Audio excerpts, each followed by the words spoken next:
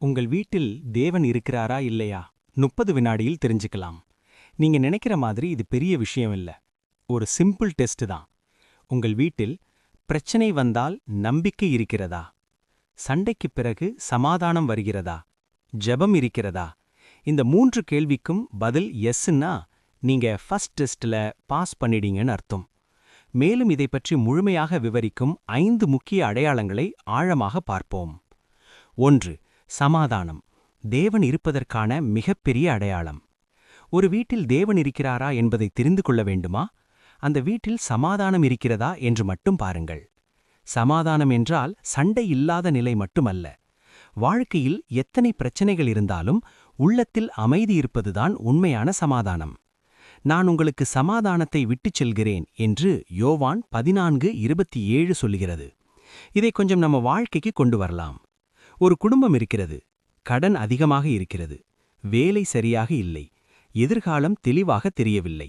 ஆனால் அந்த வீட்டில் ஒருவரும் ஒருவரை குறை சொல்ல மாட்டார்கள். எல்லாம் நல்லதுக்குத்தான் நடக்கும் என்று நம்பிக்கை பேசுவார்கள். தினமும் சேர்ந்து ஜெபிப்பார்கள். வெளியே பிரச்சனை இருந்தாலும் உள்ளே அமைதி இருக்கும். இந்த மாதிரி சமாதானம் சாதாரணமல்ல. அது தேவன் இருப்பதற்கான தெளிவான அடையாளம். இப்போ இன்னொரு வீட்டை பாருங்கள். பணம் அதிகம், வசதி அதிகம். ஆனா எப்போதும் சண்டை, கோபம், மன அழுத்தம். இங்கே ஒரு உண்மை புரிய வேண்டும். பணத்தால் ஒருபோதும் சமாதானத்தை வாங்க முடியாது. சமாதானம் இல்லாத வீடு எவ்வளவு பெரியதாயிருந்தாலும் வெறுமைதான். சமாதானம் இருக்கும் வீடு சிறியதாக இருந்தாலும் சொர்க்கம் மாதிரி இருக்கும். ஆக உங்கள் வீட்டில் சமாதானம் இருந்தால் அது தேவன் அங்கே இருப்பதற்கான மிகப்பெரிய சாட்சி. 2. ஜெபம். தேவன் இருப்பதற்கான உயிருள்ள அடையாளம். ஒரு வீட்டில் தேவன் இருக்கிறாரா என்று தெரிந்து கொள்ள வேண்டுமா? அந்த வீட்டில் ஜெபம் இருக்கிறதா என்பதை பாருங்கள். ஜெபம் என்பது ஒரு ரிலீஜியஸ் ரொட்டீன் இல்லை. அது தேவனுடன் பேசும் உறவு. என் நாமத்தில் 2 கூடினால் நான் அவர்களிடத்தில் இருப்பேன் என தேவன் சொல்லியிருக்காரு. இதை கொஞ்சம் நம்ம வாழ்க்கையில் பார்க்கலாம். ஒரு சாதாரண குடும்பம். காலை அல்லது இரவு சேர்ந்து ஜெபிக்கிறார்கள். பிரச்சினை வந்தவுடன் பயப்படாமல் முதலில் ஜெபிக்கிறார்கள். முக்கிய முடிவுகள் எடுக்கும் முன் தேவனை கேட்கிறார்கள். இதுதான் ஒரு பெரிய ரகசியம். அவர்கள் தனியாக இல்லை. தேவன் அவர்களுடன் இருக்கிறார். அதனால்தான் அந்த வீட்டில் ஒரு அழகான சூழல் இருக்கும். பல குடும்பங்கள் சொல்லும் ஒரு சாட்சி என்னவெனில், நாங்கள் ஜெபம் ஆரம்பித்த பிறகுதான் எல்லாம் மாற ஆரம்பிச்சது. அடிக்கடி நடந்த சண்டைகள் குறைந்தது. மன அழுத்தம் குறைந்து அமைதி வந்தது. எதிர்பாராத நல்ல வாய்ப்புகள் திறந்தது என சொல்ல கேள்விப்பட்டிருப்பீங்க. இது கோயின்சிடென்ஸ் இல்ல. இது ஜெபத்தின் வல்லமை. ஏன் தெரியுமா? ஜெபம் இருக்கும் இடத்தில் தேவன் வருகிறார். தேவன் வந்த இடத்தில் மாற்றம் வராமல் இருக்க முடியாது. ஒரு வீட்டில் எல்லாமே பெர்ஃபெக்டாக இருக்க வேண்டிய அவசியம் இல்லை. ஆனால் ஜெபம் இருந்தால் அந்த வீடு பாதுகாப்பான இடமாக மாறும். உங்கள் வீட்டில் ஜெபம் இருந்தால் தேவன் அங்கே இருக்கிறார். தேவன் இருக்கிற இடத்தில் வாழ்க்கை மெதுவாக மாறத் தொடங்கும். 3. அன்பும் மன்னிப்பும் தேவன் இருப்பதற்கான உறுதியான அடையாளம். ஒரு வீட்டில் தேவன் இருக்கிறாரா என்பதை அறிய இன்னொரு மிகப்பெரிய அடையாளம் அந்த வீட்டில் அன்பும் மன்னிப்பும் இருக்கிறதா என்பதே. தேவன் அன்பு என யோவான் 4:8 சொல்லுகிறது. இதன் அர்த்தம் என்ன? தேவன் இருக்கும் இடத்தில் அன்பு இல்லாமல் இருக்க முடியாது. நம்ம வாழ்க்கையில் இதை எப்படி பார்க்கலாம்? ஒரு தம்பதிகள் சண்டை போட்டார்கள். சில நேரம் கோபம், வாக்குவாதம், இது சாதாரணம். ஆனால் முக்கியமான விஷயம் என்ன? அவர்கள் அதே நாளிலேயே பேச ஆரம்பிக்கிறார்கள். நான் தான் சரி என்று பிடிவாதம் பிடிக்க மாட்டார்கள். ஈகோவை விட்டு மன்னித்து விடுகிறார்கள். இது சாதாரண விஷயம் போல தோன்றலாம். ஆனால் உண்மையில் இது மிகவும் ஆழமானது. ஏனென்றால் மனித இயல்பு என்ன? கோபத்தை பிடித்து வைத்துக் கொள்வது, பழைய விஷயங்களை நினைவில் வைத்துக் கொள்வது, நான் தான் சரி என்று நின்று கொள்வது. ஆனால் மன்னிப்பது, ஈகோவை விடுவது, மீண்டும் அன்பாக பேசுவது, இது மனிதனால் மட்டும் முடியாது.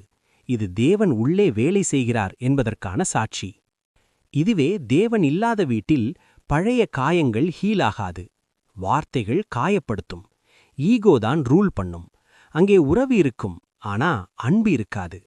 ஆனால் தேவன் இருக்கும் வீட்டில் காயங்கள் இருந்தாலும் ஹீலாகும். சண்டை இருந்தாலும் சமாதானம் வரும். அன்பு மீண்டும் வளர்கிறது. அன்பு இருக்கும் இடத்தில் தேவன் இருக்கிறார். மன்னிப்பு இருக்கும் இடத்தில் தேவன் வேலை செய்கிறார். உங்கள் வீட்டில் அன்பும் மன்னிப்பும் இருந்தால் அது தேவன் அங்கே வாழ்கிறார் என்பதற்கான மிகப்பெரிய சாட்சி. 4. பாவம் குறைகிறது, தேவன் உள்ளே வேலை செய்கிறார் என்பதற்கான அடையாளம். ஒரு வீட்டில் தேவன் இருக்கிறாரா என்பதை தெரிந்து கொள்ள ஒரு முக்கியமான கேள்வி. அந்த வீட்டில் பாவம் குறைகிறதா என்பதே. தேவன் வெளிச்சம். இதன் அர்த்தம் என்ன? வெளிச்சம் வந்த இடத்தில் இருள் தங்க முடியாது. அதேபோல் தேவன் இருக்கும் இடத்தில் பாவம் மெதுவாக குறைய ஆரம்பிக்கும். நம்ம வாழ்க்கையில் இதை எப்படி பார்க்கலாம்? ஒரு மனிதன் இருந்தான். குடிப்பழக்கம், சீக்கிர கோபம், தவறான வழியில் வாழ்க்கை, இவை அவனுடைய வாழ்க்கையின் ஒரு பகுதியாக இருந்தது. அவன் அதை விட்டுவிட முயற்சி செய்திருக்கலாம், ஆனால் முடியவில்லை. ஒரு நாள் அவன் ஜெப வாழ்க்கையை ஆரம்பித்தான். தேவனை தேட ஆரம்பித்தான். மெதுவாக என்ன நடந்தது? அவன் பழக்கங்கள் குறைய ஆரம்பித்தது. அவன் கோபம் கட்டுப்பாட்டுக்குள் வந்தது. அவன் வாழ்க்கை திசை மாறியது. இது ஒரு நாளில் நடந்த மாற்றமில்லை, ஆனா அது உண்மையான மாற்றம். இதில் ஒரு பெரிய உண்மை இருக்கிறது. இது செல்ஃப் கண்ட்ரோல் இல்லை, இது உள்ளிருந்து தேவன் செய்கிற மாற்றம். பலர் சொல்வார்கள், நான் எத்தனை தடவை முயற்சி செய்தாலும் விட முடியவில்லை. ஆனா தேவன் வந்த பிறகு அது மெதுவாக போய்விட்டது. இது மனித சக்தி அல்ல, இது தேவ சக்தி. தேவன் இருக்கும் வீடு பெர்ஃபெக்டாக இருக்க வேண்டிய அவசியம் இல்லை. ஆனால் பாவத்தில் வாழ்வது குறையும், நீதிக்கான ஆசை அதிகரிக்கும். மாற்றம் நடக்கிற இடத்தில் தேவன் இருக்கிறார். பாவம் குறைகிற இடத்தில் தேவன் வேலை செய்கிறார். உங்கள் வீட்டில் பழைய தவறுகள் குறைந்து புதிய நல்ல வாழ்க்கை ஆரம்பித்தால் அது தேவன் அங்கே இருக்கிறார் என்பதற்கான உறுதியான சாட்சி. 5. ஆசிர்வாதமும் வளர்ச்சியும் தேவன் இருக்கும் வீட்டின் அடையாளம். ஒரு வீட்டில் தேவன் இருக்கிறாரா என்பதை அறிய இன்னொரு மிகப்பெரிய அடையாளம் அந்த வீட்டில் வளர்ச்சி இருக்கிறதா என்பதே. இந்த வளர்ச்சி என்றால் பணம் மட்டுமில்லை. தேவன் ஆசிர்வதிக்கும் வீடு பல வழிகளில் வளரத் தொடங்கும். ஆன்மீக வளர்ச்சி, மனநிலை மாற்றம், குடும்ப உறவுகள் வலுவாகும், வாழ்க்கையில் முன்னேற்றம். கர்த்தரின் ஆசிர்வாதம் செல்வத்தை உண்டாக்கும். இந்த வசனத்தின் ஆழமான அர்த்தம் என்னவென்றால், தேவன் ஆசிர்வதித்த வாழ்க்கை மெதுவாக முன்னேறும். அது ஒரே நாளில் பெரிய மாற்றமாக வராது, ஆனால் காலத்தோடு தெளிவாக தெரியும். ஒரு குடும்பத்தை எடுத்துக்கொள்ளலாம். அவர்கள் வாழ்க்கையின் ஆரம்பம் ஈஸியாக இல்லை. பொருளாதார ஸ்ட்ரகிள், அன்சர்டனிட்டி, பல சேலஞ்சஸ். ஆனால் அவர்கள் ஒரு விஷயத்தை விடவில்லை, ஜெப வாழ்க்கை. தினந்தோறும் தேவனை நம்பி வாழ்ந்தார்கள். சில வருடங்கள் கழித்து என்ன நடந்தது? நல்ல வேலை வாய்ப்பு கிடைத்தது. குடும்பத்தில் ஆரோக்கியம் மேம்பட்டது. உறவுகள் நல்லதாக மாறின. மன அமைதி வந்தது. இந்த மாதிரி மாற்றங்களை பலர் வாழ்க்கையில் அனுபவிக்கிறார்கள். அப்போ ஒரு கேள்வி, இது லக்குதானா? பல நேரங்களில் இல்லை. இது தேவன் மெதுவாக கதவுகளை திறப்பது. தேவன் ஆசீர்வதிக்கும் வீடு சடன்லி பெர்ஃபெக்டாக மாறாது. ஆனால் நேற்று இருந்த நிலையை விட இன்று நல்லதாக இருக்கும். இன்று இருந்ததை விட நாளை மேம்படும். அதுதான் உண்மையான பிளெஸ்ஸிங். தேவன் இருக்கும் வீடு நின்று விடாது, அது மெதுவாக வளரத் தொடங்கும். உங்கள் வீட்டில் வாழ்க்கை முன்னேற்றம், மனமாற்றம், நல்ல உறவுகள் உருவாக ஆரம்பித்தால் அது தேவன் அந்த வீட்டை ஆசிர்வதிக்கிறார் என்பதற்கான உறுதியான சாட்சி. நம்ம பார்த்த இந்த 5 விஷயங்கள் மூலமா ஒரு வீட்டில் தேவன் இருக்கிறார் என்றால் அந்த வீடு பெர்ஃபெக்டாக இருக்கும் என்று அர்த்தமில்லை. பிரச்சனைகள் எல்லா வீட்டிலும் இருக்கும். ஆனால் உண்மையான வித்தியாசம் என்னவென்றால் அந்த பிரச்சனைகளை எப்படி ஹேண்டில் செய்கிறார்கள் என்பதேதான்.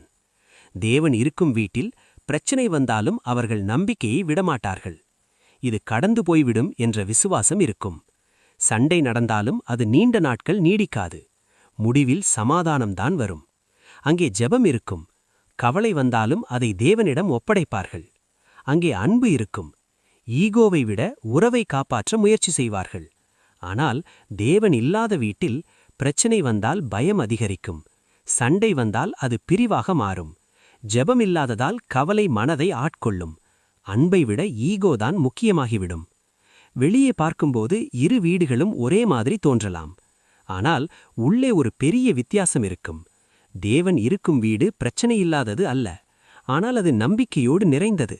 அதனால்தான் அந்த வீடு உடையாமல் நிலைத்து நிற்கும். தேவன் ஒரு வீட்டில் இருப்பது வீட்டின் சைஸ் அல்லது மணியை பொறுத்ததல்ல, அது அந்த வீட்டின் இதயத்தை பொறுத்தது. ஒரு சிறிய வீடு இருந்தாலும், ஜெபம் இருந்தால், அன்பு இருந்தால், தேவனை மதித்தால் அந்த வீடு சொர்க்க மாதிரி ஆகும். இன்று உங்கள் வீட்டை நீங்களே அனலைஸ் பண்ணுங்க. ஜெபம் இருக்கிறதா? சண்டை முடிந்த பிறகு சமாதானம் வருகிறதா? அன்பு இருக்கிறதா? வாழ்க்கையில் மாற்றம் இருக்கிறதா? தேவனை நினைக்கும் மனம் இருக்கிறதா? இந்த 5க்கும் எஸ் என்றால் தேவன் உங்கள் வீட்டில் இருக்கிறார். ஒரு வீடு தேவனுடைய சந்நிதியால் நிரம்பியிருந்தால் அந்த வீட்டை எந்த சக்தியும் அழிக்க முடியாது. தேவன் இல்லாத வீடு பெரியதாக இருந்தாலும் வெறுமைதான். தேவன் இருக்கும் வீடு சிறியதாக இருந்தாலும் நிறைவானதுதான். ஆமென்.